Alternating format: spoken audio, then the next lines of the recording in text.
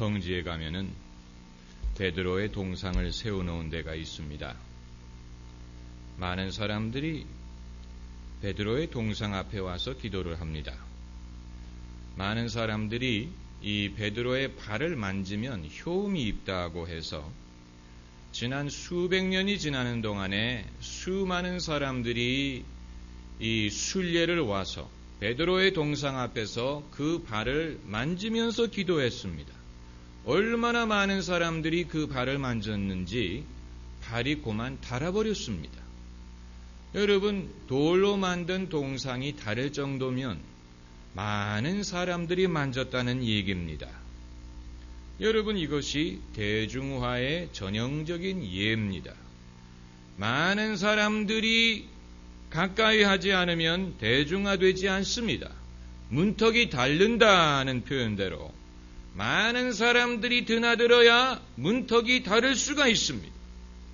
우리가 부르는 찬송가 중에 틀리게 부르는 찬송가들이 있습니다. 많은 사람들이 어떤 중요한 구절을 틀리게 부릅니다. 그 이유는 그 찬송가를 많은 사람들이 즐겨 부르기 때문입니다.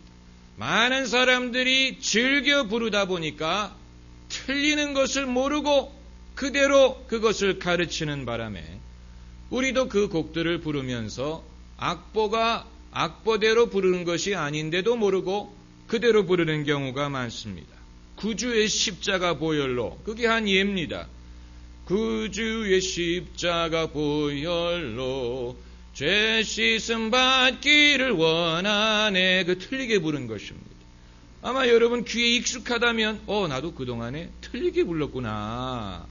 그건 하도 많은 사람들이 그 찬송가를 즐겨 부르다 보니까 틀리게 부르는데도 틀린 줄을 모르는 것입니다. 사실 악보야 절대적인 것이 아니니까 틀린들 큰 문제는 없지요. 찬송가를 틀리게 부르는 것은 큰 문제가 되지 않습니다. 그러나 찬송가뿐만이 아니고 우리의 신앙에도 이 베드로의 발처럼 틀리게 부르는 찬송처럼 닳아버리는 것이 있을 수 있지 않느냐는 것입니다. 대중화가 되는 과정에서 여러분, 사실 베드로의 발이 효험이 있을 리가 없습니다. 그것은 어디까지나 돌로 깎아 만든 동상에 불과합니다. 설령 동상이 아니고 진짜 베드로의 사도가 거기 서 있어서 그 사도의 발을 우리가 만진다고 하더라도 베드로는 사람에 불과한데 어찌 사람에 불과한 베드로의 발을 만진들 효험이 있을 수가 있겠습니까? 그것을 만진다고 소원이 이루어지고 병이 나을 수가 있겠습니까? 우리가 기도를 한다면 하나님께 하고 믿는다면 하나님을 믿어야지 어찌 사람이 깎아 만든 동상을 만지면 거기에서 소원이 이루어지고 효험이 있다고 믿을 수가 있겠습니까? 그러나 여러분, 이것이 사람의 심리입니다. 우리는 하나님을 믿습니다. 예수 그리스도를 믿습니다. 그러나 더 가까이 있어서 내가 만질 수 있고 내가 볼 수 있고 가까이 쉽게 접할 수 있는 것을 필요로 합니다. 우리에게는 모두 그러한 정서가 있습니다. 아마 여러분 중에는 이런 문제는 신학자들이나 염려해야 될 그런 문제가 아닙니까? 이렇게 생각하는 분이 계실지 모릅니다마는, 그러나 이러한 것 때문에 우리의 기도가 하나님께 상달이 되지 않는다든가, 우리의 예배를 하나님이 기쁘게 받으시지 않는다든가, 아니면 세상 사람들로부터 우리가 지탄을 받는 이유가 된다면 그것은 더 이상 신학자들이 염려해야 될 부분이 아니고 교회 지도자들이 염려해야 될 부분이 아니고 우리 모두의 문제요, 우리 모두가 바로잡아야 되는 것입니다. 저는 우리나라에 예수를 믿는 사람들이 많은데도 불구하고 일반적으로 세상에 칭송을 받지 못하는 이유가 무엇일까를 가끔 곰곰이 생각을 해봅니다. 그것만 생각하는 것은 아니에요. 그것만 생각하게 되면 은혜가 되지를 않지요. 어차피 세상은 예수를 믿는 것을 좋게 봐주지 않습니다. 왜냐하면 좋게 봤다면 그들도 믿었을 것이기 때문에. 그러므로 세상은 예수님과 같은 분도 거부한 적이 있는 것입니다. 예수님과 같은 분에게 무슨 단점을 찾을 수가 있겠습니까마는 예수님과 같은 분도 거부하고 미워하고 십자가에 달아 죽인 것이 세상이기 때문에 오늘날도 예수님을 믿는 신앙을 좋게 봐주기를 기대할 수는 없습니다. 그러나 그것이 어떤 도를 넘어서서 근거가 있는 비판, 근거가 있는 책망이 된다면 그것은 우리가 귀담아 들어야 될 필요가 있는 것이고, 그것이 어떤 패턴이 된다면 한두 사람의 잘못으로 말미암은 것이 아니고 한두 교회의 어떤 실수로 말미암은 것이 아니고 전반적으로 어떤 교계, 기독교계에 전반적으로 그리스도인들이 잘못 배우고 잘못 알고 잘못 행하는 것이 있는 것이 아닌가를 생각해 볼 필요는 있는 것입니다. 예수님이 이 땅에 오셨을 때 예수님이 설교하신 내용을 우리가 살펴보면 예수님은 불신자들에게 해당되는 말씀보다는 이미 믿는 사람들에게 해당되는 말씀을 많이 하셨습니다. 그것을 우리가 주목해야 됩니다.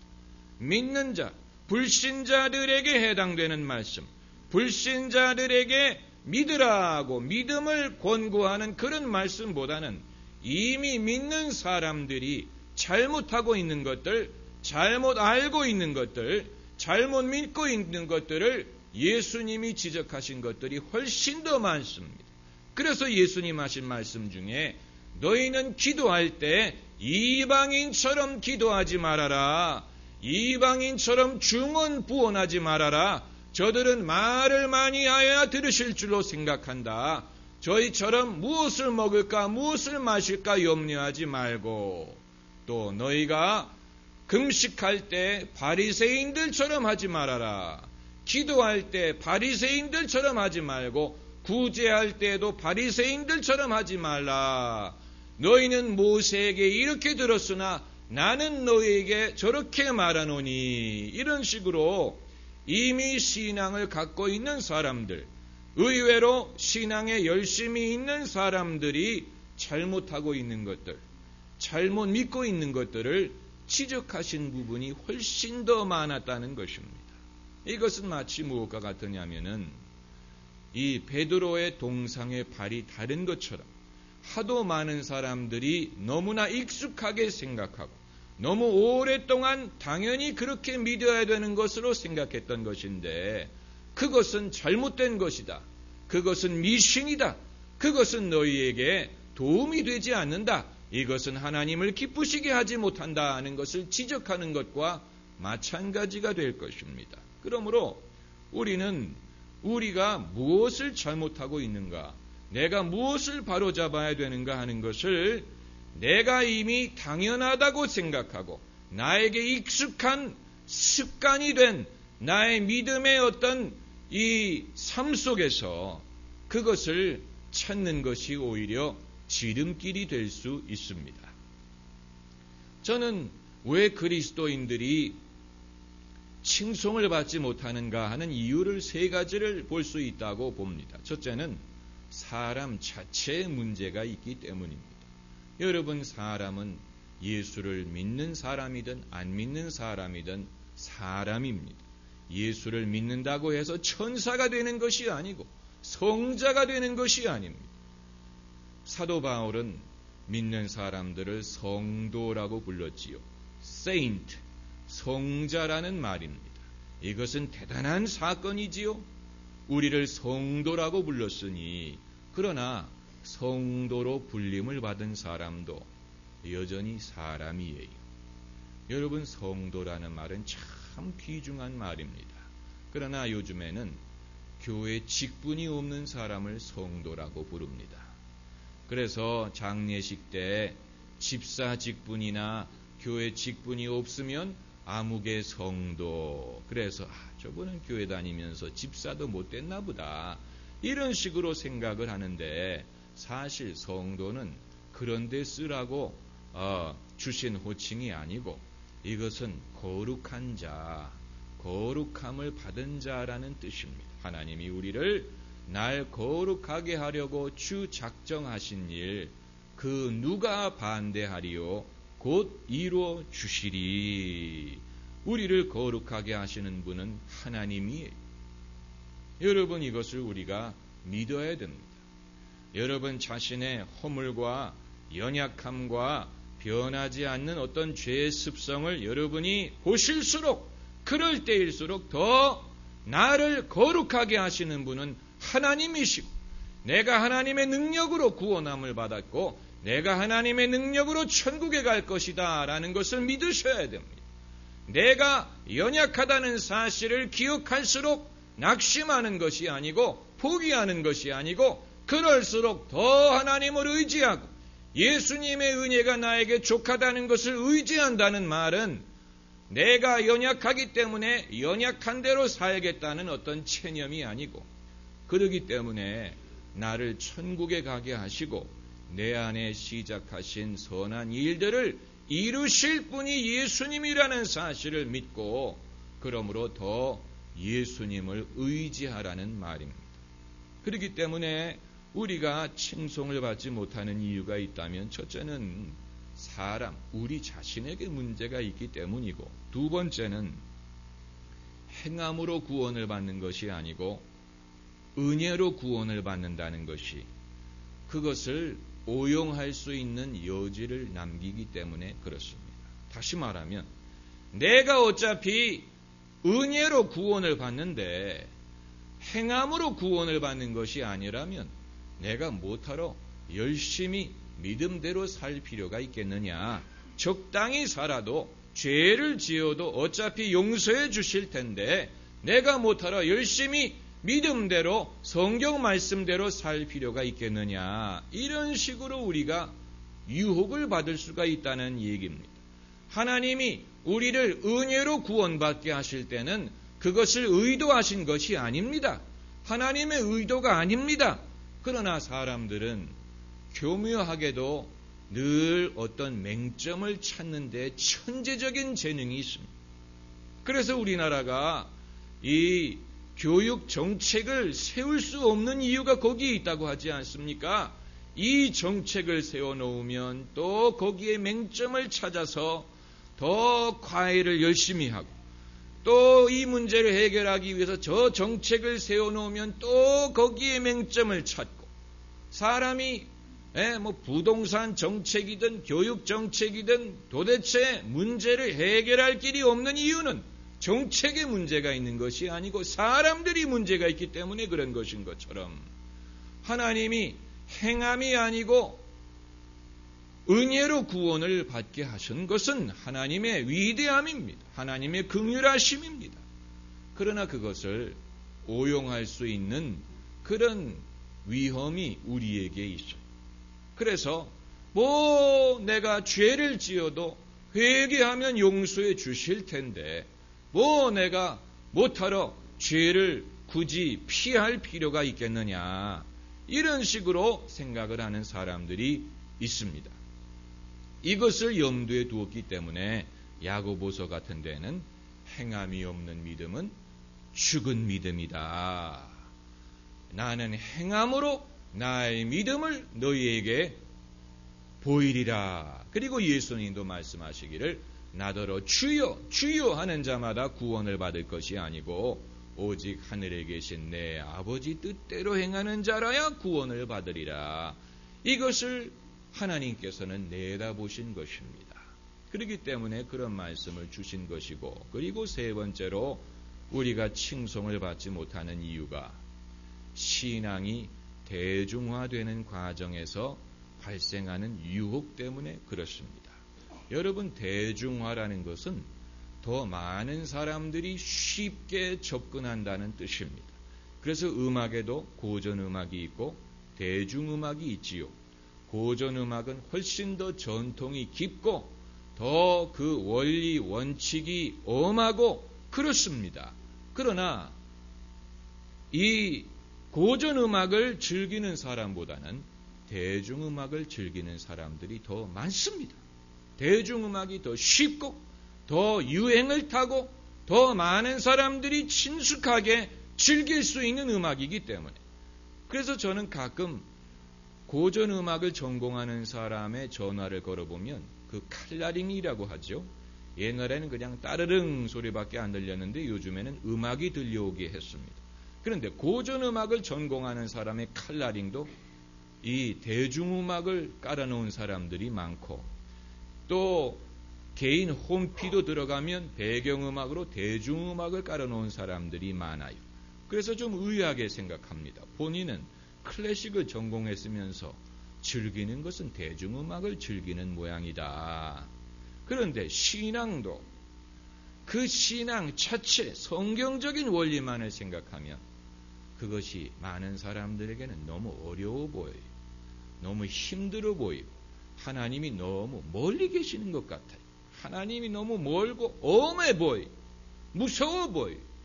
그렇기 때문에 신앙이 대중화되어야 될 필요가 있습니다. 사람들이 좀 쉽게, 좀 재미있게 접할 수 있는 그런 예배, 그런 신앙, 그런 하나님을 전해야 될 필요를 느낍니다. 그렇기 때문에 우리가 예배도 너무 복잡하고 너무 딱딱하지 않고 설교도 좀 유머도 들어가고 예화도 들어가고 또 처음 교회 나온 사람도 부담 없이 들을 수 있는 그런 내용으로 설교를 해야 된다. 그것이 현대인들에게 어필하는 설교다.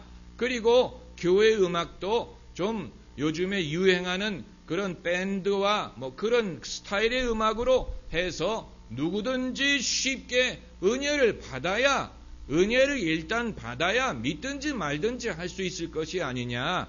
이런 유혹을 우리가 다 받지요. 그러나 그건 아무래도 좋습니다. 많은 그러는 과정에서 우리가 예수님 없는 기독교, 또 말씀이 없는 교훈, 그리고 믿음이 없는 소원, 이것으로 변질을 해도 그것이 대중화되는 과정에서 당연하게 생각하고 베드로의 발이 다른 것처럼 익숙해져서 그게 무슨 문제가 있는지, 그게 과연 하나님이 기뻐하시는 것인지 진리인지 그것조차도 우리가 분별할 수 없게 될 수 있다는 것입니다.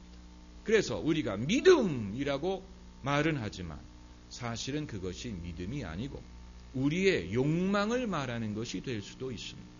우리가 믿음대로 된다, 믿음으로 구하라 라고 말은 하지만 그것이 주님이 인정하신 믿음도 아니고 주님으로 말미암은 믿음도 아니고 주님이 약속하신 것에 근거한 믿음도 아니고 그냥 우리의 욕망, 우리의 소원을 간절히 아뢰는 것이 믿음인 것처럼 생각을 하는 것이라면 그것은 우리가 믿음이라는 이름을 붙일 수가 없는 것이고 차라리 문자 그대로 욕망이라고 부르는 것이 나을 수도 있다는 얘기입니다. 그리고 예수님이 없는 기독교, 그건 모순이지요. 어떻게 예수님이 없는 기독교가 있을 수가 있습니까? 그러나 예수님을 존경하지도 않고 예수님 말씀을 들으려고 하지도 않고 예수님을 섬기고 순종하지도 않으면서 그러면서 예수님을 믿는다고 해버리면 그게 바로 예수님이 없는 기독교가 되어버리고 마는 것입니다. 그것은 마치 무엇과 같으냐면 우리가 어떤 분의 집에 초청을 받아갔는데 그분이 당연히 우리를 초청하고 그 집의 주인이 되어야 할 텐데 주인은 밖에 나가라고 하고 우리가 그 집을 완전히 우리 집인 것처럼 난장판을 만들어 놓아버린다면 그러면 그 집의 주인은 어떻게 된 것입니까? 그렇지 않습니까? 마찬가지로 우리가 예수님에게 초청을 받아왔는데 예수님이 그 집의 주인이신데 그 주인의 말씀을 듣고 존중하고 그분과 대화하고 그분을 주인공으로 만드는 것이 아니고 그것을 내 집으로 만들어서 주인은 밖에 나가 계시라고 하고 우리가 그 집을 마음대로 좌지우지하게 된다면 그것이 바로 예수님이 없는 기독교가 되는 것이고, 그리고 말씀이 없는 교훈, 다시 말하면 사람들에게 위로가 되고 평강이 되고 또 유익이 될 수는 있지만, 그러나 그 말씀 속에 예수님의 정신이 없고 예수님이 주시는 말씀을 가르치는 것이 아니고 그냥 사람들에게 감동이 되고 그들의 삶에 조금 도움이 되고 교양이 될 만한 그런 쉬운 재미있는 말씀으로 변질해 버린다면 그것이 바로 말씀이 없는 설교와 가르침이 되어버리고 마는 것입니다. 그렇기 때문에 우리는 더 많은 사람들에게 복음을 전하고 더 많은 사람들이 앞으로 예수님을 믿어야 될 필요가 있지만, 그러나 이 기독교 신앙이 대중화되는 과정에서 그 본질로부터 떠나가는 것을 늘 경계해야 됩니다. 제가 얼마 전에 예수님은 한 번도 병을 고쳐달라고 한 사람의 청을 거부한 적이 없다고 말씀을 드렸지만, 오늘 성경 구절을 보면 간접적으로 예수님이 거절하신 사건이 여기에 있습니다. 예수님이 새벽에 기도하러 나가셨는데 제자들이 찾습니다. 그래서 말하기를, 주여, 모든 사람이 주를 찾나이다. 왜 모든 사람이 주님을 찾습니까? 병 고쳐달라고, 문제 해결해 달라고 예수님을 찾는 것입니다. 그런데 예수님이 그 청을 들어주지 않습니다. 그리고 말씀하시기를, 우리가 다른 동네들로 가자. 거기서도 말씀을 전하여야 하리니 내가 이 일을 위하여 왔느니라. 다시 말하면 예수님은 사람들의 인기든 대중에 따르는 것이든 이런 것보다도 하나님의 목적을 이루는 것을 더 중요하게 여기셨기 때문에, 어떻게 보면 예수님이 성공하신 것이지요. 인기가 하늘에 올라간 것이지요. 모든 사람이 예수님을 찾으니까. 그러나 예수님은 거기에 하나님의 뜻의 본질이 있다고 보지 않았습니다. 그 청을 들어주지 않았습니다. 그리고 예수님을 찾는 사람들을 그냥 내버려 두고 하나님의 뜻을 이루기 위하여 다른 마을로 가신 것입니다. 예수님은 분명히 병자들도 고쳐주시고 사람들의 문제를 해결해 주셨지만 그것이 예수님이 오신 주된 이유는 아니에요. 그것이 본질은 아니었어요. 마찬가지로 오늘날 우리가 많은 것을 구하고 많이 외치지만 과연 우리가 본질을 알고 믿느냐, 아니면 이것이 예수님의 그 본질을 떠나서 나를 위한, 나의 유익을 위한, 나에게 의미 있는 것을 만들기 위한 나의 하나의 종교가 되어버리지 않았느냐를 생각해 봐야 되는 것입니다. 그렇다면 여기에는 예수님이 계시지 않고 이것은 예수님이 중심이 되는 것이 아니고 나를 위한 것이 되어버리고 나를 위한, 나를 돕기 위한 것은 분명한데, 그러나 예수님이 계시지 않다면 이것은 결국은 우리에게 도움도 되지 않고 유익도 되지 않고 우리를 구원하지 못합니다. 그걸 알아야죠. 예수님이 없는 신앙, 예수님이 없는 종교, 그것을 우리는 원치 않습니다. 그렇기 때문에 이 예수님이 새벽마다 일어나셔서 하나님 아버지께 기도하시고 아버지의 뜻을 확인하셨던 것처럼 우리도 우리 자신을 수정할 수 있어야 됩니다. 내가 치우치고 있지 않은가, 내가 뭔가 잘못 생각하고 어떤 인기라든가 어떤 이 효험이라든가 이런 데에 취하지 않았는가, 스스로 자기 궤도를 수정할 수 있는 여기에서 우리는 하나님의 뜻을 오늘날 이룰 수 있는 길을 찾게 되는 것입니다. 할렐루야. 기도하십시오.